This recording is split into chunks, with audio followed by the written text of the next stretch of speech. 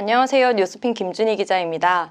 올해 들어 서학개미들의 해외 주식 투자 금액이 역대급을 계속 경신하고 있는데요. 우리 전문가 두 분 모시고 얘기 나눠보도록 하겠습니다. 제가 생각했을 때는 이렇게 진짜 주변에서도 해외 주식이 붐인 적이 있었나? 왜 이렇게 해외 주식 열광하는 걸까요? 일단 뭐 수익률이죠. 네. 수익률. 워낙 이제 많이들 하시는 종목 같은 경우 애플이나 네. 뭐 아마존, 구글, 테슬라 그리고 또 최근에는 좀 더 핫했던 니콜라 이런 기업들의 수익률이 워낙 좋게 나오다 보니까 아무래도 개인분들은 수익률에 조금 목이 말라서 많이 투자를 하시는 경향이 있는 것 같아요. 그럼 좀 위험 투자 성향이 높으신 분들이 많이 투자를 하신다는 말씀이신가요? 근데 그건 뭐 이제 제가 정확히 꼬집어서 네. 그렇게 말씀드릴 수는 없지만 네. 그래도 사실 애플 투자를 뭐 위험하다라고 또 볼 수는 없잖아요. 그렇기 때문에 저는 개인적으로 되게 바람직한 현상이라고 보고 있어요. 과거에는 이제 국내 주식에만 얽매였었는데 네. 시장을 조금 더 바꿔서 해외 우량 기업에 투자를 하는데 그 네. 방법이 빠졌을 때 또 들어가고 약간 이제 과거는 좀 다른 양상이지 않나 네. 이렇게 생각합니다. 저 개인적으로 조금 더 궁금한 게 있었는데 이제 아무래도 해외 주식, 특히 미국 주식에 투자하시는 분들 말씀을 들어보면 뭐 코스피는 최근 10년 새에 계속 박스권에 머물러 있었는데 미국 주식 같은 경우에는 계속 우상향하는 그런 그래프를 그려왔잖아요. 한국 시장과 미국 시장이 얼마나 다르길래 이렇게 좀 큰 차이가 나게 된 건지 궁금하더라고요. 그거는 저는 굉장히 간단하다고 생각을 해요. 일단 딱 정말 두 가지라고 생각을 하는데 첫 번째는 이익을 정말 굉장히 많이 만들어내는 그런 이제 플랫폼 기업들 24시간으로 진짜 초단위로 전 세계 네. 코올리게 돈들까지 과금을 하고 있잖아요. 그렇기 때문에 정말 24시간 돌아가는 그런 과금 체계를 가지고 플랫폼이라는 강한 그런 체계를 만들어서 돈을 벌고 있는 기업들이 이익이 나오고 있다는 거. 그게 네. 첫 번째고 두 번째는 우리나라 시장하고 사실 미국 시장하고의 다른 점은 저는 주주환원에 있다고 보고 있어요. 그쵸, 그러니까 미국의 자기 자본 이익률이 꾸준히 올라가고 있어요. 10년 네. 동안. 유일하게 전 세계에서 강하게 올라간 나라가 바로 미국이거든요. 근데 자기 자본 이익률이 올라간다는 건 주당 순이익이 올라간다는 건데 네. 그 주당 순이익을 올리기 위해서는 두 가지가 필요한데 하나는 제가 첫 번째 말씀드린 그 비즈니스 모델에서의 성장. 진짜 기업이 돈을 잘 벌어야 돼요. 돈을 잘 벌어서 진짜 이익이 잘 나면 주가도 올라가고 이익률도 올라가고. 근데 그게 안 되면 어떤 기업이든지 성장기만 겪을 수는 없잖아요. 네. 다들 성숙기에 들어가요. 그러니까 매년 막 5%, 7%, 8% 성장하던 게 그냥 매년 100억, 100억, 100억 이렇게 벌 수 있는 거잖아요. 그렇기 때문에 성숙기에 들어가면 미국의 기업들은 주주환원을 합니다. 네. 주주환원이 2019년 기준으로 총 주주환원율이라고 불러요. 배당과 자사주 매입을 더해서 순이익으로 나눈 비율. 그러니까 쉽게 얘기하면 100억 순이익 나는데 너네 얼마 줬어? 그게 미국은 S&P 500이 87%였어요. 그러니까 네. 100억 벌면 87억을 나눠준 거죠. 근데 그 당시에 2019년에 한국은 제가 알기로는 한 26% 정도. 정말 그러니까 이 차이가 주주 많네요. 환원을 많이 한다는 건 주주를 그만큼 이제 우선시 한다는 거고 그만큼 자사주 매입이나 배당을 하게 되면 주당 순이익이 올라간 효과가 나옵니다. 그래서 이익이 올라가고 자기 자본 이익이 올라가고 주가가 올라가고. 그래서 트렌디한 기업들이 플랫폼에서 성장을 보이고 거기서 돈을 벌어들이고 돈을 버는 것만 끝난 게 아니라 그걸 또 주주들한테 나눠주고. 그러니까 그게 하나의 이제 톱니바퀴가 돼서 계속 올라오다 보니까 한국 시장하고는 정말 다른 그런 차별적인 수익률을 제시하고 있다고 생각을 하고 있어요. 미국 시장이 매력적인 것도 있는데 또 한편으로는 그 전에는 사실 개인들이 투자할 수 있는 방법이 없었거든요. 네. 투자하고 싶어도 미국 시장에 직접 투자할 수 있는 방법이 마땅치 않았고 할 수 있는 게 펀드를 통해서만 할 수 있었는데 네. 그 사이에 이제 증권사들이 시스템을 갖추고 여러 가지 정보들을 제공을 하고 또 개인들도 스스로 공부할 수 있는 유튜브나 이런 환경이 좋아졌기 때문에 맞아요. 그런 것들도 투자할 수 있는 환경을 바뀌었다. 맞아요. 그런 것들도 네. 가장 큰 원인. 네, 좋은 지적이셨던 요즘 것 정말 같아요. 유튜브가 네. 되게 핫한 것 같아요. 제가 그쵸. 저도 가끔 이 기업이 뭐 하는 기업인지 제가 다 알 수는 없잖아요. 그러면은 가끔 이제 일반인 분들이 조사해놓은 유튜브를 보면 이해가 되게 빨리 되는 네. 거예요. 저도 사실 배우는 점이 많습니다. 그러시구나. 네. 그럼 이사님도 가끔 유튜브 보세요? 예, 자주 보고 있습니다. 네, 자주. 개인 네. 투자자분들이 진짜 예전에 기관 투자자보다 더 공부를 열심히 하는 분들 많은 것 같아요. 왜냐면 네. 이제 정말 자기 돈이고 생존을 위해서 투자하시는 분들이기 때문에 기관 투자자는 어찌 보면은 일부 기관 투자자는 월급쟁이거든요. 그거 그래서 그런지 기관 투자자들보다도 훨씬 더 공부 열심히 하는 개인 투자자가 많다 그렇게 느끼고 있습니다. 해외 ETF 관련해서는 이제 좀 궁금했던 게 최근 1년 사이에 라임이라든지 옵티머스라든지 이런 사모펀드 시장이 아무래도 조금 저희에게 뭐 뭔가 불안한 시장처럼 인식이 되면서 이제 그쪽으로 돈을 넣으셨던 투자자분들이 ETF로 많이 유입이 되셨다는 분석도 나오던데 실제인가요? 네, 뭐 일단 기본적으로는 올 초에 네. 코로나가 터지면서 변동성이 커지면서 투자자분들이 레버리지 인버스 쪽으로 연초에 많이 들어오셨고 거기서 멈추지 않고 네. 더 공부를 해서 개별 주식으로 가신 분들도 있지만 테마형이나 이런 이제 앞으로 코로나 이후에 바뀌는 세상에 투자하는 네. 그런 투자자분들도 많이 들어오셔서 작년 같은 경우에는 뭐 그 ETF의 거래 대금이 1.4조, 네. 1조 원대였는데 지금은 거의 4조 원에 육박하고 있거든요. 10월 말 현재. 그래서 네. 거의 뭐 2배 이상 성장을 했고 특히나 연초에 레버리지 인버스에 쏠렸던 것들이 2차 전지라든지 최근에는 뭐 나스닥 ETF라든지 네. 이렇게 다양하게 들어오고 있는데 그런 것들이 ETF가 이제 매매를 편리하게 할 수 있다는 그런 장점과 라임이나 이런 사모펀드에서 느꼈던 사람들의 그런 펀드들의 약간 불투명성 이런 것들이 ETF는 굉장히 투명하게 어떻게 투자되는지 바로바로 알 수 있기 때문에 그런 것들이 영향을 미치지 않았나 생각하고 있습니다. 네. 뭐 이사님, 차장님이시라든지 아니면 주변 지인분들은 좀 어떤 ETF, 어떤 해외 주식에 투자하고 있는지 궁금한데요. 좀 공유해 주실 수 있으실까요? 뭐 제 주변 같은 경우는 직접 뭐 해외 상장된 ETF에 투자하는 분들도 많이 계시지만 네. 많은 분들이 이제 연금 계좌를 통해서 미국 그렇죠. 빅테크 ETF에 투자하시는 분들이 가장 많은 것 같아요. 네. 그래서 연금 계좌로 했을 때 뭐 세금이나 비용 측면에서 가장 유리하기 때문에 그렇게 연금 계좌로 뭐 나스닥백 ETF 이런 것들을 투자하시는 분들이 가장 많은 것 같습니다. 그렇죠. 저도 하고 있습니다. 네. 네. 차장님 주변에서는 좀 어떤 종목에 많이 투자하고 계세요? 일단 뭐 제가 직접적으로 물어보지는 않아요. 하지만 네. 이제 많은 분들이 물어보시는 게 네. 당연히 이제 최근에 핫했던 뭐 테슬라나 이런 걸 조금 문의를 많이 하시는데 이제 저희가 이렇게 예전부터 투자하시는 분들 조금 살펴보면 네.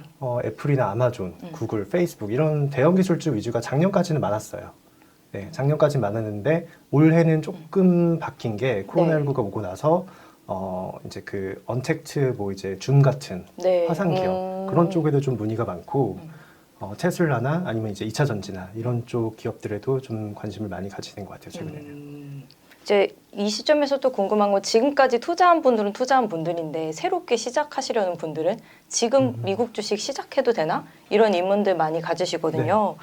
네. 근데 지금 뉴욕 증시 상황을 보면은 아무래도 이제 코로나19 확진세가 계속 커지고 있기 때문에 이제 더블딥 우려도 일각에선 나오고 있고 또 한편으로는 코로나19 백신이 개발되면은 아무래도 다시 경제가 활력이 돌 거다 이런 기대도 있는데 두 분은 좀 어떻게 전망하시는지 궁금한데요. 단기적으로는 당연히 지금 트럼프 대통령이 이제 대선 불복 얘기도 있었고 네네. 그리고 내년에 이제 1월 달에 정말 그 재정 그 예산안이 잘 나올까 이것도 좀 경기 부양책이 잘 네. 나올까 이런 거 좀 기대도 있는데 이런 이제 불확실성으로 인해서 단기적으로는 조금 변동성은 저희는 계속 있을 거라고 보고 있어요. 하지만 이제 장기적으로 조금 관점을 바꿔봤을 때는 이제 2021년 초에 4차 경기 부양책이 나오고 거기에 따라서 경기가 이제 조금 이제 다시 상승하고 그리고 코로나 백신이 개발될 경우에는 그 이후에 뭐 이제 경기 민감주라든지 그동안 이제 부진했던 네. 그런 이제 산업들을 조금 살펴보면 내년에는 그러면은 이제 확실히 시장은 조금 그 교차가 될 것 같아요. 많이 한쪽은 좋으면 한쪽은 조금 안 좋을 수도 있고 그래서 이제 어떤 섹터를 잘 선별해내야 되는지에 대해서 그쵸. 고민을 좀 할 필요는 있을 것 같습니다. 이사님 생각은 어떠신가요?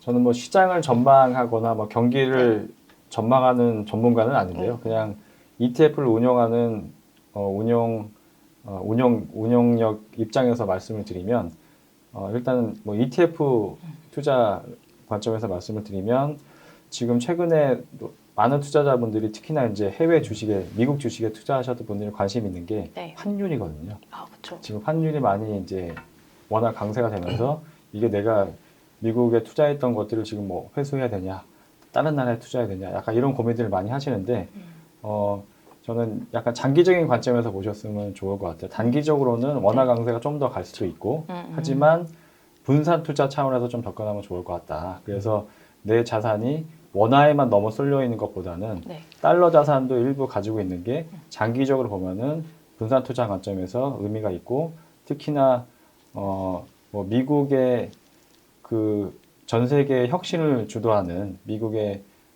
주요 기술주나 이런 큰 대형주의 투자를 단기적으로 하는 것들이 네. 저비용으로 하는 것들이 굉장히 유효할 수 있다. 그래서 단기적으로는 원화 강세나 약세 뭐 이런 거에 따라서 고민을 좀 되시겠지만 긴 안목으로 투자를 하신다고 하면은 연금 목적의 투자는 달러에 노출된 미국의 큰 기업들에 투자하는 게 좋고 네. 그런 의미에서 분산 투자가 잘 되어 있고 저비용으로 투자할 수 있는 ETF를 활용하는 게 좋을 것 같다라고 네. 말씀드리고 싶습니다. 아, 네, 알겠습니다. 이제 이 바이든 집권기에 어떤 업종이 수혜를 볼지, 어떤 섹터가 좀 더 주목을 받을지 이 부분이 많이 궁금하거든요. 네. 저는 한 세 가지 정도로 조금 요약을 해왔는데 네. 첫 번째는 뭐 바이든이 됐던 트럼프가 됐던 간에 그런 정책에 상관없이 실수요를 만나서 달리고 있는 게 지금 5G라고 생각을 해요. 네네. 그래서 내년에도 여전히 5G가 인프라 확장기에 놓여있기 때문에 이런 정말 아이폰도 12가 나오면서 5G 지원을 하잖아요. 네. 이런 5G 관련된 뭐 클라우드라든지 이런 산업들을 반드시 저는 좀 집중을 해야 된다라고 생각을 하고 있고 그리고 이제 정부 정책에 따라서 민주당 바이든 정책에 따라서 이제 친환경이나 이런 친환경 인프라를 움직이기 위해서는 소재나 산업 관련 기업들 그런 기업들도 단기적으로 좀 움직일 수가 있고 그리고 코로나19가 이제 백신이 개발되고 그래서 이게 완화가 된다고 가정을 하면 조금 그 단기적인 접근 방식으로는 경기 민감주를 조금 담아서 좀 가져가는 것도 굉장히 네. 좋은 투자가 될 것 같다 이렇게 판단을 하고 있습니다. 정말 고르게 분산 투자하는 방법을 알려주셨네요. 네. 저는 두 가지 정도로 네. 정리를 해봤는데 첫 번째는 많은 분들이 아시는 것처럼 신재생 에너지 관련주. 바이든이 공약 중에 파리 기후 협정에 재가입하고 2050년까지 전기 에너지를 신재생 에너지로 모두 다 바꾸겠다라는 것들이 있어요. 그래서 많은 분들이 바이든주 하면 신재생 에너지주라고 생각하고 있고 저도 그렇게 생각하고 있고요. 그래서 국내외에 관련된 테마 ETF를 저희도 준비를 하고 있고 네. 이런 것들에 대해서 장기적으로 이게 단기적인 흐름이 아니라 우리가 나아가야 할 방향이기 때문에 그런 거에 맞춰서 투자하시면 좋을 것 같고 또 새로 이렇게 정권이 바뀌게 되면은 인프라 공사를 또 많이 또 할 수 있는 가능성이 있기 때문에 인프라 관련주 이런 것들도 투자하시면 좋을 것 같고요. 마침 저희 미래에셋 타이거 ETF에 네. S&P 글로벌 인프라 ETF가 있습니다. 이런 것들도 살짝 말씀드리겠습니다. 네, 네, 알겠습니다. 사실 서학개미 분들, 그러니까 우리나라 국내 투자자들이 가장 많이 투자한 종목들은 사실 대형 기술주들이잖아요. 뭐 빵으로 대표되는 그런 네 가지 기업들이나 뭐 최근에는 뭐 니오나 아니면 무슨 알리바바 같은 그 뉴욕 증시에 상장한 중국 기업들도 되게 주목을 받고 있어요. 좀 이런 대형 기술주는 어떻게 앞으로 가리라고 보세요? 일단 저희가 우려했던 건 네. 이게 블루웨이브가 될 경우에 상업까지 네. 전부 다 민주당이 잡게 될 경우에는 대형 기술주들이 분사가 될 수 있을 만한 그런 걸 조금 저희도 우려는 했었어요. 저희도 지금 KB 저희 미국 주식 그 모델 포트폴리오에는 대형 기술주 비중이 높았기 때문에 네, 네. 그걸 우려를 했었는데 지금 상황에서는 약간 이제 상원은 공화당이 조금 잡을 수 있을 게 조금 더 우세하다라고 좀 나와 있긴 하지만 네. 그건 이제 1월 달에 좀 까봐야 알겠지만요.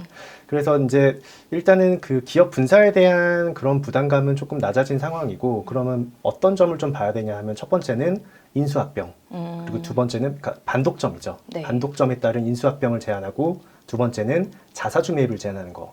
이 두 가지가 아까 제가 말씀드린 그 두 가지와 좀 그 굉장히 밀접한 관련이 있는 게 인수합병을 제한하게 되면 비즈니스의 모델에서의 향후 성장성이 낮아질 수가 있어요. 네. 아마존이 예를 들어서 아니 페이스북이 인스타그램을 인수해서 더 큰 성장을 이뤘듯이 그런 기업들에 대한 인수합병을 규제하게 된다면 향후 미래에 이제 비즈니스 모델에서의 성장이 제한될 수 있고 자사주 매입을 규제하게 된다면 그 EPS를 올릴 수가 없습니다. 주당 순이익을.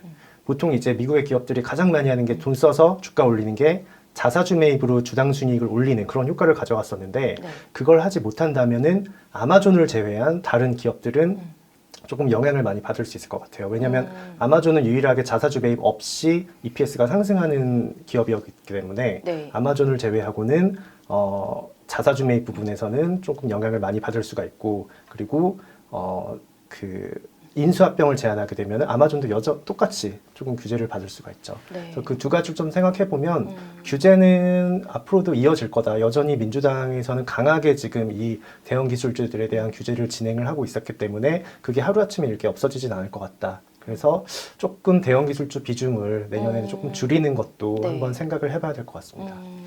저는 뭐 아까도 말씀드렸지만 저는 이제 전망을 하는 사람은 아니어서 네네. 장기적인 관점에서 내 자산을 어떻게 가져가는 게 좋을까라는 관점에서 네. ETF 투자를 좀 연결해서 말씀을 드리면 네.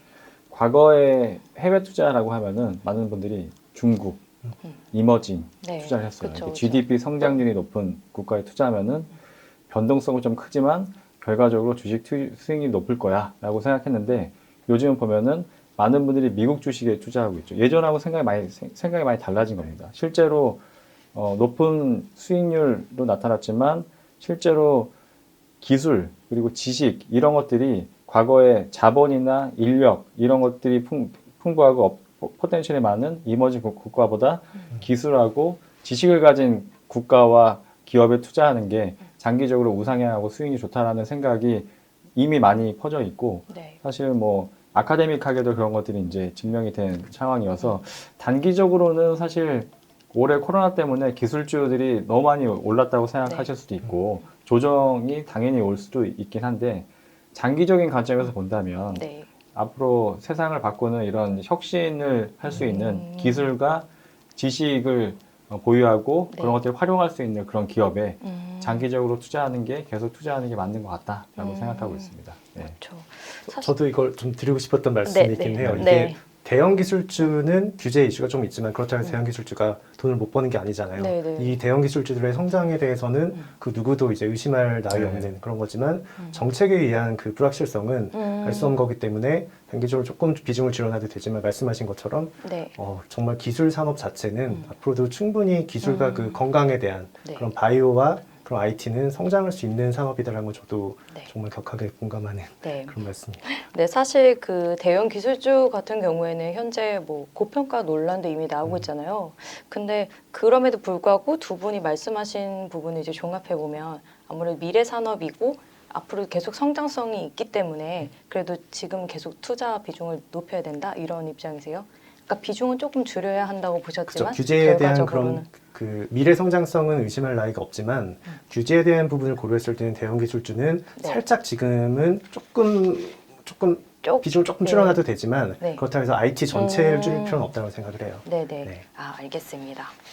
이제 바이든 시대에 어떤 식으로 포트폴리오를 구성해야 하나 이런 게 가장 이제 궁금할 것 같아요. 이제 개인 투자자 입장에서는 아무래도 그러니까 어떤 종목을 사야지, 어떤 섹터를 사야지 생각은 하지만 뭐 어떤 뭐 기술주에는 몇 퍼센트 좀 비중을 두고 뭐 바이오나 이런 섹터에는 좀 어느 정도 관심을 두고 이런 식으로 좀 전문가분들이 보셨을 때는 어느 정도 비중을 나누는 게 좀 분산 투자 효과가 크리라고 보세요? 네, 일단은 뭐 말씀드린 것처럼 장기적인 관점에서 봤을 때 미국 기술주들의 투자 메리트는 여전히 있고 그렇기 때문에 그 비중을 뭐 크게 줄이거나 그럴 필요는 없을 것 같고요. 네. 분산 투자 관점에서 봤을 때 전 세계 주식에 투자하는 그런 뭐 MSCI 월드 그런 주식을 기본적으로 좀 가져가는 상황에서 뭐 내년에 이제 바이든으로 인해서 세상이 약간 바뀐다고 하면은 뭐 신재생 에너지 관련주라든지 말씀드린 인프라 관련 주식 이런 것들도 일부 포트폴리오에 편입하는 것도 네. 괜찮을 것 같다고 생각합니다. 네. 일단은 저희는 그 IT 쪽에서는 5G 비중을 조금 늘린 상태고 거기에 따라서 다른 이제 기술주 중에서는 이제 대형 기술주의 뭐 바로 뒤에 있는 애들 2, 3등 하는 이제 규제를 피하면서 성장을 하고 있는 그런 네네. 기업들 그래서 IT 비중을 조금 많이 가져가고 있는 편이고요. 그 외에는 이제 커뮤니케이션이라든지 게임이라든지 이런 산업이 들어가 있는 그런 커뮤니케이션 섹터도 조금 이제 비중을 나눴고 그 외에는 산업이라든지 경기 소비재 그래서 이런 쪽을 조금씩 분산을 해서 네. 투자를 하시고 마지막으로 이제 친환경 기업 이런 네. 것도 조금 넣어서 조금 이제 음. 정책에 대한 수혜도 조금 가져가는 게 네. 괜찮지 않을까 생각을 합니다. 네네. 네, 오늘 전문가 두 분 모시고 바이든 시대 대비하는 포트폴리오 한번 구성해봤습니다.